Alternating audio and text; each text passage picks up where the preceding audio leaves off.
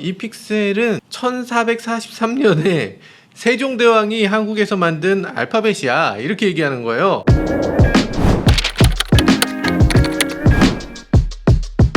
네, 안녕하세요. 모카 김한영입니다. 이 아이오닉 6에 대한 반응이 대단합니다. 이 현대차 유럽 한 스튜디오에서 영국 기자, 독일 기자, 각국 기자들을 다 모아놓고 촬영할 수 있게 했던 것 같아요. 아니, 지금 한국 기자들 무시하는 겁니까? 한국 소비자들은 잡힌 곡이다, 이래서 이렇게 무시하는 거예요? 아니, 그런 거보다는 아마도 한국 기자들 누구 한 명 먼저 보여준다 이러면 그냥 왜 쟤만 보여주냐 해서 아주 난리가 나거든요. 그래서 그런 게 아닐까 그렇게 생각하고요. 지금 해외에서 공개된 거 보면요, 어우, 테일램프, 어우, 웰컴 라이트, 어우, 와, 세상에 진짜 멋진데요. 우리나라에서 찍힌 것도 있는데 우리나라에서 찍힌 건 일단 함께 살펴보시죠. 네, 보셨겠지만 여러 매체에 나왔습니다. 그 중에서 한 유튜브에서 먼저 릴리즈해서 아주 난리가 났죠. 원래 엠바고가 새벽 6시였어요. 새벽 6시 릴리즈로 돼 있었는데 그걸 저녁 6시에 릴리즈한 거예요. 이 매체가 독일에서 가장 유명한 자동차 매체, 아우토 모터운트 스포츠인데 거기서 릴리즈를 먼저 했다. 그리고 또 미국에서 가장 유명한 매체 모터 트렌드도 릴리즈를 저녁 6시에 했다가 부랴부랴 기사를 삭제하는 해프닝이 있었습니다. 아니, 이 정도 회사라면은 조회수 조금 올리겠다고 한국에 있는 아이오닉 6를 갖고 엠바고 조금이라도 더 빨아봐야지 이런 생각 하지 않죠. 당연히 이건 실수고요. 아마도 이 엠바고 시간을 누군가가 잘못 알려준 것 같아요. 중간에 한국 직원이 설마 새벽 6시에 릴리즈라고 할까, 그럴 리 없겠지, 이랬던 게 아닌가 싶어요. 엠바고를 어긴 다음에 그냥 밀고 가면 모르겠는데 엠바고 깨진 다음에 다시 삭제했잖아. 기사를 삭제하는 건 바이럴을 중단시키는 거라서 오히려 마이너스예요. 그래서 엠바고를 고의로 깨트리는 건 정말 특별한 경우 아니면 없다, 그렇게 보시는 게 좋고요. 자, 그렇지만 인터뷰 내용은 알차입니다. 여기 보면요, 영국 매거진 톱기어가 한 인터뷰 보시면 이게 또 특히 훌륭한데요. 이 아이오닉 6 디자이너로 알려진 사이먼 로스비가 인터뷰했네요. 이 후드티 입고 있는데 슬로우보이라고 써있는 거예요? 진짜 되게 재밌다. 너무 잘 어울려. 지금 연세도 있으신 것 같은데 스타일이 어떻게 이렇게 잘 어울리시는지 모르겠어요. 좋은데요. 사이먼 로스비 혹시 아세요? 저는 한번 만난 적이 있는데 굉장히 재밌고 굉장히 유머러스한, 파워풀한 사람이에요. 그냥 같이 있으면 그냥 깔깔깔 웃게 되는 그런 정말 재미있는 사람이고, 그래서 사이먼 로스비 아마 회사에서도 인기가 좀 많은 것 같고 많은 사람들이 좋아하는 것 같아요. 이 사람 갑자기 어떻게 튀어나왔냐 할 수 있는데 예전에 롤스로이스, 벤틀리 디자인하던 사람이에요. 이상엽 부사장, 루크동 커볼케 CCO, 이런 사람들이 다 같이 있었던 거죠. 그래서 사이먼 로스비가 원래는 이제 중국의 디자인 총괄이기도 했고, 중국의 디자인 총괄하다가 한국으로 들어오면서 한국에 있는 삼각대 디자이너로 우리나라에서 유명했던 구민철 디자이너가 중국 디자인 총괄로 가기도 했죠. 지난번에 프라퍼시, 그리고 이번에 아이오닉 6를 디자인하면서 이렇게 알려지게 됐죠. 우리나라 공식 광고에도 부분적으로 등장합니다. 이 광고 보시면 보이는 이 사람이 지금 사이먼 로스비예요. 그래서 사이먼 로스비 인터뷰를 보면요, 외관을 보면서 뭐라고 하냐면 스타우트 스크랍 같다고 합니다. 이 차 아세요? 스크랍이라는 게 풍뎅이잖아요. 되게 유명했던 미국 차인데 최초의 미니밴입니다. 그러니까 그 전까지는 미니밴이라는 개념 자체가 아예 없었어. 개념이 없었는데 최초로 한 대로 여럿이 탈 수 있는 그런 자동차를 만든 거예요. 이 차에서 영감을 얻었다고? 1930년대에 나온 팬텀 콜세어하고 비슷하다고 합니다. 팬텀 콜세어 혹시 보셨어요? 이렇게 생긴 차예요. 이 차 나왔는데 망했죠. 엄청난 공기역학으로 만들었지만 실제로는 한 대만 딱 나오고 한 대도 팔지 못했어요. 시대를 굉장히 앞서간 디자인으로 알려져 있는, 그리고 1947년 우사브라고 하는 이 사브의 첫 번째 프로토타입 같다고도 합니다. 이거는 프로토타입이었지만 탈락된 프로토타입이야. 지금 세계 차종을 얘기했는데 이 차들이 모두 성공적이지 않은 차들이었어요. 근데 세상에 충격을 준 차들, 그런 유선형 자동차들, 그리고 그때 당시 이 차들을 가리켜서 스트림라이너라고 했던 그런 자동차들을 아이오닉 6에 영감을 준 자동차들, 이렇게 내세우고 있네요. 자, 그래서 이 얘기는 뭐냐면 이 100년 넘는 기간 동안에 이어온 스트림라이너 무브먼트, 그러니까 유선형 만들기 운동을 이어가는 디자인이다, 이렇게 얘기하네요. 공기 저항 개수가 나왔는데 0.21이라고 하고요. 이건 진짜 엄청난 수치입니다. 저도 이거 보고서 처음엔 이 숫자를 못 믿었어요. 아니, 어떻게 0.1, 기사가 좀 잘못된 거 아닌가 했는데 0.1 맞다고 하네요. 게다가 이거 놀랍게도 이 풍동 실험실에서 실험하면서 만든 게 아니래요. 원래부터 이제 디자인할 때 볼륨을 어떻게 다뤄야 되는지 이런 개념부터 시작해서 볼륨이 최대한 공기역학적으로 나오도록 이렇게 디자인을 한 거라고 합니다. 그래서 마지막 10% 정도만 에어로다이내믹 팀에서 도와줬다고 해요. 어떻게 줄였냐, 어떻게 도왔냐, 여러 가지 요소가 있는데 그 중에 하나를 지금 얘기하고 있네요. 아, 그래요. 여기 바퀴 앞쪽에 여기 갭 클로저라는 게 있다고 합니다. 갭 클로저라고 하면 뭐랄까, 공간 막이 장치를 앞에 붙였다고 해요. 바퀴가 이렇게 위아래로 움직이잖아요. 위아래로 움직이니까 위아래 쪽에는 갭 클로저를 못 달지만 이 앞쪽 뒤쪽으로는 이 바퀴 공간을 메울 수가 있다는 거죠. 그래서 여기 공기 저항을 더 줄일 수 있도록 살짝 이렇게 까만 벽을 쳤다고 해요. 자세히 보니까 여기 벽이 있네요. 공기 저항을 줄이기 위해서 주변의 모든 것에서 영감을 얻어야 한다고 합니다. 물속의 조약돌이라든지, 그리고 메가 시속 300km로 이렇게 뛰어들 때, 물속으로 뛰어들 때 그때의 자세를 떠올려 보라고 하네요. 아무튼 그런 얘기 하고요. 이런 얘기도 합니다. 공기 저항을 줄이기 위해서 이렇게 차를 유선형으로 만들다 보면 차가 이렇게 늘어진 것처럼 보이게 될 텐데, 늘어져 보이지 않으려면 어떻게 해야 되느냐, 그 반대편의 밸런스를 맞춰줄 필요가 있다고 하는 거죠. 그게 뭐냐, 위쪽은 유선형인데 그 아래쪽은 가속감이 있는 직선을 쓰고 있다고 합니다. 그리고 이런 얘기를 하네요. 머리 공간을 많이 뽑기 위해서 이 차가 굉장히 높다, 이런 얘기를 하는데 이 차가 무려 1.5m가 넘는다고 해요. 1.5m가 넘어? 세단 중에서 지금 가장 큰 세단이 제네시스 G90일 거잖아요. 제네시스 G90 해봤자 1500이 채 안 돼요. 1400 몇십 정도인데, 야, 이거 제네시스 G90보다 훨씬 높은 차예요. 그렇게 만들고 싶진 않았겠죠. 근데 아마 전기차는 바닥에 배터리를 적어도 15cm 정도 깔아야 되니까, 그러니까 어쩔 수 없는 부분이 있었을 겁니다. 그래서 차가 높아지는 거 세단 디자인에서는 어쨌든 큰 약점이라고 할 수 있죠. 그래서 큰 약점이 있어서 이걸 메꾸기 위해서 어떻게 해야 되나 이렇게 고민한 것 같은데, 지금 보니까 가운데가 또 볼톡 튀어나온 이런 돔형 디자인이잖아요. 그래서 더 튀어나왔는데 요걸 숨기기 위한 방법을 썼다고 합니다. 벨트 라인을 헤드램프부터 트렁크 끝까지를 하나의 라인을 쭉 직선으로 뽑아서 기단한 라인이 있어야 요 볼록 나온 걸 좀 상쇄시킬 수 있다, 이렇게 얘기를 하네요. 그래서 벨트 라인을 굉장히 길게 쓴 게 그런 이유라고 하고요. 그리고 그 아래로 보면 여기 이렇게 볼톡 튀어나온 부분이 있죠. 디자이너들, 자동차 디자이너들을 요거를 가리켜서 지금 본 라인이라고 해요.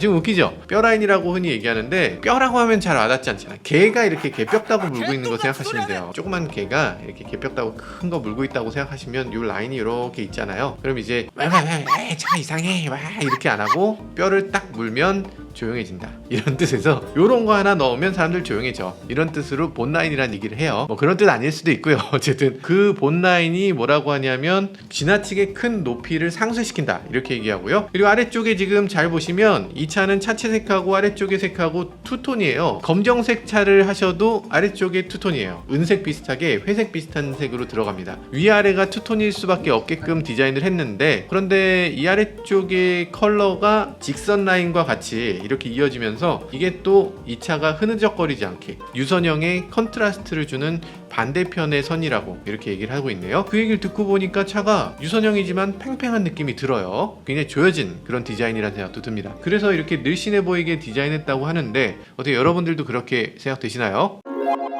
뭐 이런 얘기도 합니다. 지금 휠베이스가 굉장히 긴데 이거 이렇게 길 필요가 있었느냐, 이러니까 사이먼 로스비는 다, 그리고 상엽, 발음 좋네요. 루크 스카이워커야? 루크 돈커블케죠. 네. 이상엽 디자이너, 루크 돈커블케, 사이먼 로스비가 같이 고민을 했다고 해요. 휠베이스를 조금 줄이면 어떻게 될까? 조금 줄였더니 차가 너무나 이상해진다는 거예요. 도저히 안 돼서 휠베이스를 이렇게 길게 할 수밖에 없었다, 이런 얘기를 하는데요. 제가 봤을 때는 배터리 크기 때문에 줄일 수 없었을 것 같기도 한데, 어쨌든 뭐 그런 얘기를 합니다. 어쨌든 비율을 위해서 휠베이스가 적절했다, 이런 얘기를 하는 것 같고요. 자, 그리고 헤드램프 얘기로 넘어갔습니다. 야, 이거는 진짜 중요하다. 이건 꼭 들으셔야 돼요. 정면에서 봤을 때 헤드램프가 이렇게 안쪽으로 3도, 딱 3도 기울었대요. 의미가 있는 거였어? 왜 그러냐 했더니, 만약에 이렇게 하지 않고 이걸 수평으로 하면 눈이 처진 것처럼 보이고 행복하지 않은 것처럼 보이네. 언해피하게 보인다고. 약간 슬픈 눈이 된다는 얘기죠. 근데 소나타 왜 그렇게, 그래서 3도 아니라 그거보다 조금만 더 꺾으면 너무 공격적이 돼서, 그래서 이렇게 3도씩만 꺾도록 이렇게 했다고 합니다. 굉장히 세밀한 디자인을 했네요. 자, 그러면 여기 이 헤드램프 안에 픽셀이 가득 들어있잖아요. 이 차는 픽셀이 엄청나게 많은데요. 무려 736개 달려있다고 하죠. 픽셀이 왜 이렇게 많이 들어가 있냐? 그러니까 자기는 픽셀 하면 70년대 테니스 게임이 떠오른다고 해요. 혹시 아시나? 아타리라고 하는 TV 연결해서 삐 여기서 뭐라 그러냐면, 우리 나이 사람들한테 픽셀에 대한 이야기는 좋은 기억 기억이고 좋은 추억이라고 합니다. 얼마나 좋은 기억이야. 내가 어렸을 때 그때 핑퐁 게임 친구네 집 가서 하면서 너무 즐거웠지. 이런 생각이 떠오를 거 아니에요. 그런데 그러면 이거 옛날 거냐? 아니다는 거지. 요즘 시대로 오면 요즘 젊은이들은 이 픽셀들을 보면서 마인크래프트를 떠올린다고 해요.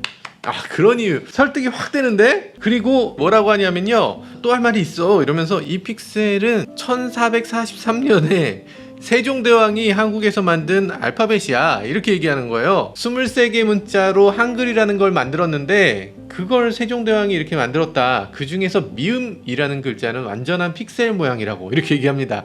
아니 픽셀을 여기다가 붙인다고? 그러면서 뭐라고 하냐면 이 픽셀이라는 건 이 디지털에서 아날로그로 이렇게 쌓아 올리는 실제 마인크래프트 같은 것일 뿐 아니라 600년 전에 디자이너 세종대왕이 고안한 그 그림이다 라는 거예요.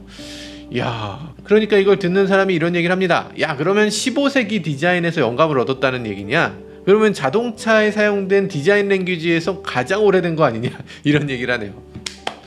이런 게 진짜 멋진 거죠. 현대차는 바로 이런 걸 해야 됩니다. 외국에서 뭐 한다고 해서 디자인 랭귀지 저런 거 따라하고 막 어설픈 영어로 뭐 어쩌고저쩌고 하고 뭐 흉내내고 그렇게 되면 어떻게 돼요? 그 사람들이 오리지널이고 우리는 항상 2등일 수밖에 없죠. 가장 한국적인 걸 가지고 세계에 자랑을 해야 돼요. 이 전통 문화가 만들어낸, 이 한국이 만들어낸 유산이다. 너희들보다 오히려 600년 앞선 디자인을 우리가 한 거다. 이렇게 얘기하지만 우리가 앞서갔다고 할 수 있죠. 뭐 사실이 그렇든 아니든 간에 어쨌든 우리만의 것을 보여줘야 세계가 이 한국 자동차, 이 한국의 디자인을 인정해 줄 수가 있는 거죠. 어쨌든 사이먼 로스비 정말 말씀 잘했습니다. 자, 그래서 외관에 픽셀이 736개 있다고 하는데 736개가 다 불이 켜지는 건 아니죠. 그 네모를 다 세면 736개다 이런 얘기를 하는 거예요. 그래서 여기 보면은 헤드램프 위쪽에 있는 요 네모 이런 거 빼고 불 켜지는 픽셀들하고 그리고 도어 손잡이에 아이오닉 6니까 6개의 픽셀이 있다고 합니다. 네, 그리고 여기 보면요, 아래쪽에 있는 6개의 점 이거 뭐냐 하니까 여기서 배터리 레벨을 보여주는 거라고 합니다. 충전이 얼마나 됐는지 충전 상태에 따라서 불이 똑똑똑똑 켜진다는 거예요. 그리고 옆에 보면은 필요에 따라서 이렇게 열리고 닫히는 에어 인테이크가 있다고 하는데 제가 말씀드린 대로죠. 근데 이 손동작이 조금 애매합니다. 손동작이 에어 인테이크가 잠깐, 손동작을 위로 하고 있어요. 위로 이렇게 열린다고? 이렇게 열리는 거 아니었어? 안쪽으로 열리는 게 아니라 바깥쪽으로 열려요? 나중에 직접 보겠고요. 자, 그리고 범퍼 가장자리를 보면요, 이렇게 동그란 식으로 이렇게 돼 있잖아요. 이게 동그랗게 돼서 이게 도대체 기능이 뭐냐 했는데 공기 저항을 줄여주는 요소라고 합니다. 이게 어떻게 공기 저항을 줄여? 라고 생각했는데 에어 커튼 다 아시죠? 에어 커튼이라고 해서 흔히 이제 현대차도 보면 가장자리 쪽에 이렇게 구멍을 뚫어서 그쪽에서 에어 커튼이 만들어지도록 이렇게 많이 했는데, 근데 지금 공기역학을 계속 분석하다 보니 이렇게 해서는 에어 커튼이 제대로 만들어지지 않는다고 합니다. 당연하죠. 타이어 있고 타이어 앞부분에 구멍 뚫어서 타이어에다 바람을 쏘는데 그럼 이게 저항이 여전히 있을 거잖아요. 그래서 그게 아니라 이 안쪽에서 공기를 빨아들여서 가장자리로 뽑는 거죠. 그럼 공기 저항이 타이어 바깥쪽으로 방향이 틀어져서 이렇게 타이어 바깥쪽을 싸고 지나간다는 거예요. 그러면 타이어 주변에 있는 이 와류들을 밖으로 밀어낼 수 있어서 타이어에 생기는 저항을 훨씬 더 줄여낼 수 있다, 이런 얘기를 하네요. 현대차가 이렇게까지 공기역학을 신경 썼다고? 놀랍습니다. 놀라워요. 엠블럼에 대해서도 얘기하는데요. 엠블럼의 높이가 지금 굉장히 높았는데 그 로고도 높이를 낮췄다고 합니다. 이것도 공기역학적인 부분하고 관계가 좀 있겠죠. 실제로 예쁜 건 물론이고요. 자, 그리고 공기저항 얘기하면서 뒤쪽 날개에 대해서도 이렇게 질문을 합니다. 야, 공기저항 그렇게 좋게 하는 거 다 알겠어. 근데 뒤쪽에 날개 보면 저거 멋있으려고 단 거 아니냐, 저것 때문에 공기저항 늘어났을 것 같은데 하니까 사이먼 로스비는 움직이는 날개를 달 수만 있었다면 움직이는 날개를 달았을 거다 이렇게 답하네요. 그리고 달 수만 있었다면 할 때 afford라는 표현을 쓰는데, afford 하면 우리가 그런 얘기 하잖아요. 야, 내가 저거 살 수 있을 정도로 부자는 아니야 하면 affordable 하지 않아, 뭐 이런 식으로 얘기하잖아요. 그러니까 비싸서라는 뜻을 살짝 담고 있는 것 같은데 무거워서 달지 않았어, 이런 식으로 얘기합니다. 그러니까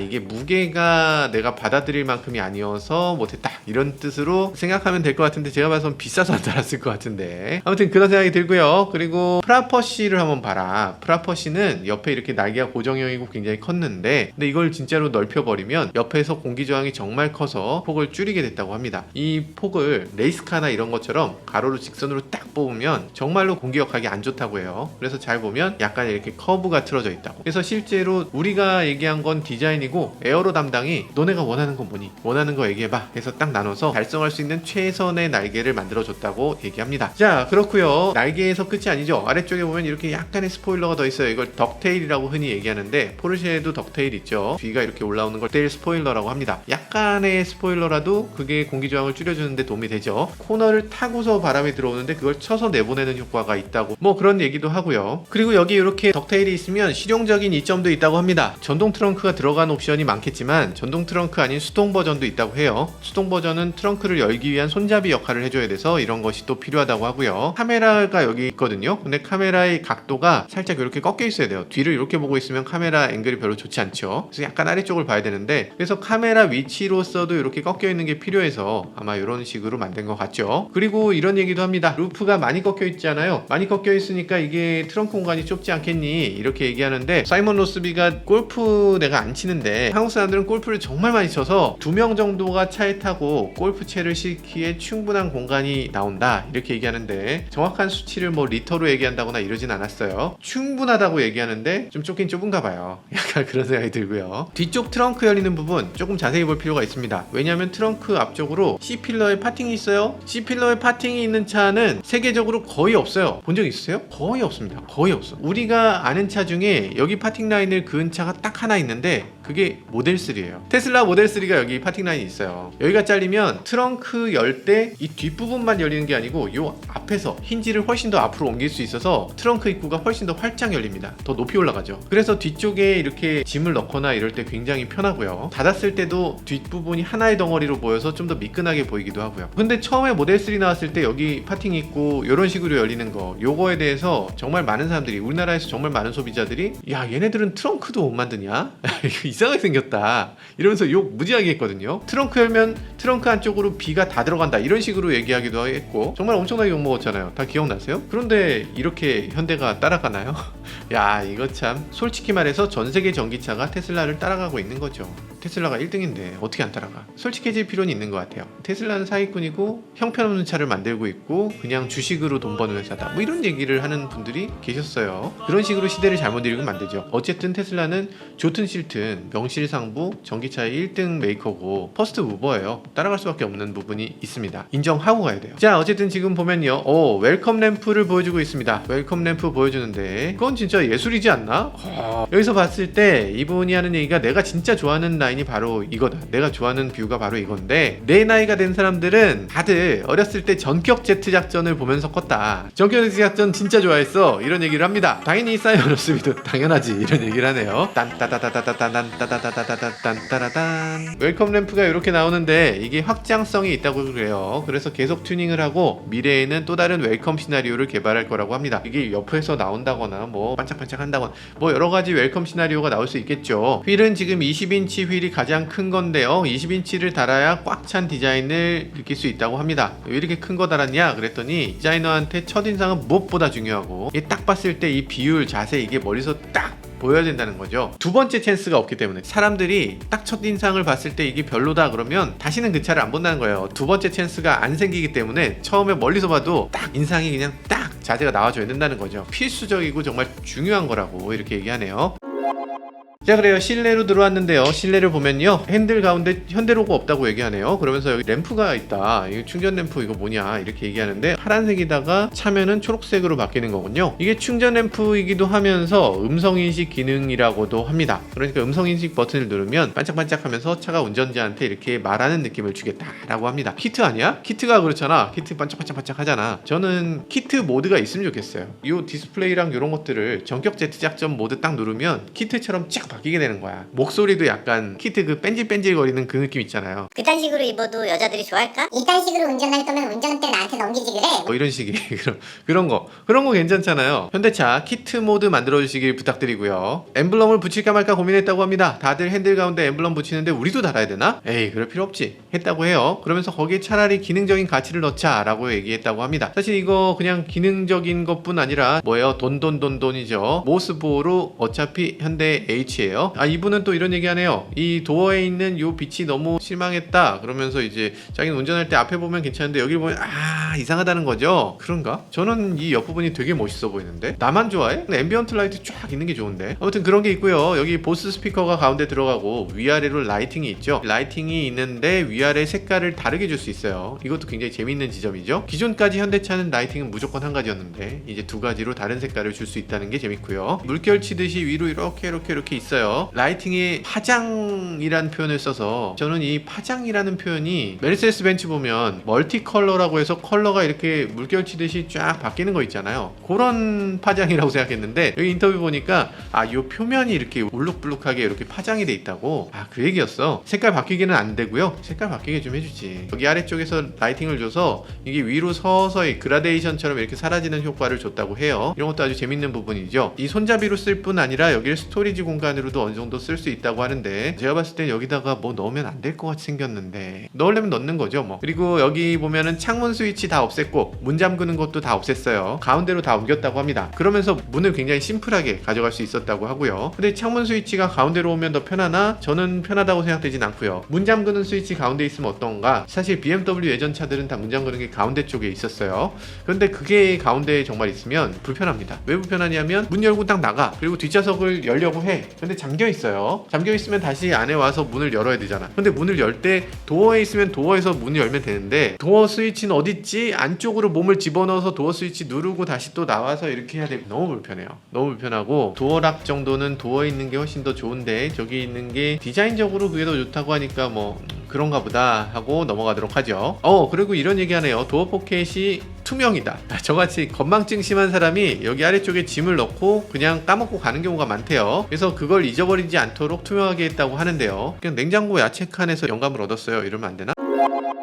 드디어 디지털 사이드 미러에 대해서 얘기하네요. 여기선 윙팁이라고 하는데 보잉 737 같은 비행기에 이렇게 양쪽에 윙팁이 있죠. 747이나 787 이런 애들은 없어요. 작은 차들만 있어요. 이런 얘기를 합니다. 누가 초기에 조그맣게 A4 용지에다 그냥 조그맣게 그림을 그려서 가져왔는데 그 순간을 잊을 수가 없대요. 왜냐면 이 차가 바깥쪽이 유선형으로 굉장히 공기역학적으로 스트림라인으로 딱 만들었는데 근데 안쪽에는 에어로로 비행기라는 게 또 에어로니까 거기에 이렇게 윙팁 날개 안에 딱 이렇게 앉게 되면 바깥과 안쪽이 뭔가 통합되는 그런 통일성 있는 그런 느낌이 들지 않겠냐라는 거고요. 뿐만 아니라 굉장히 기능적이기도 해서 이 그림을 보면서 야, 너 이 어려운 문제를 해결했구나 이러면서 얘기를 했다고 해요. 지금까지 한 인테리어 결정 중에 가장 잘한 인테리어 결정이었다고 이렇게 얘기하네요. 그리고 지난번에 디지털 사이드 미러 선택 안 하면 어떻게 될 거냐 했는데 여기서 물어보네요. 선택 안 하면 이 윙팁 없어지냐 했더니 그거 아니고 줄어든다고 합니다. 한 3분의 2 정도로 줄어들긴 하는데 여전히 이 윙팁의 형상은 갖고 있다고 해요. 어쨌든 디스플레이가 있는 게 더 예쁜 것 같아서 디지털 사이드 미러 뽐뿌가 전엔 전혀 안 왔는데 요번에는 조금 뽐뿌가 오네요. 요거라면 멋있을 것 같아. 자, 그리고 아이오닉 5에서 가져온 12.3인치 디스플레이 두 개가 연달아 이렇게 있다고 하고요. 이거 아이오닉에서 본 것 같은데 라고 얘기하니까